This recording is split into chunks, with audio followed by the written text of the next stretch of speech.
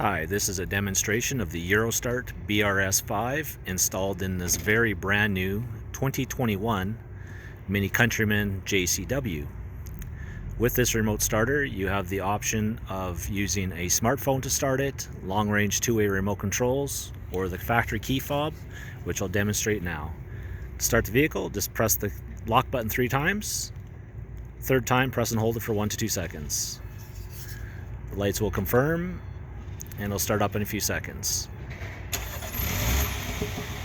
There it is, it's now running. And with this remote starter, if the temperature in the vehicle is below 10 degrees Celsius or 50 degrees Fahrenheit, the drivers and passengers heated seats will come on at your desired temperature level settings.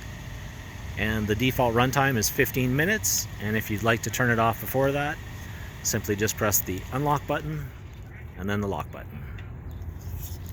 Alright, thanks for watching.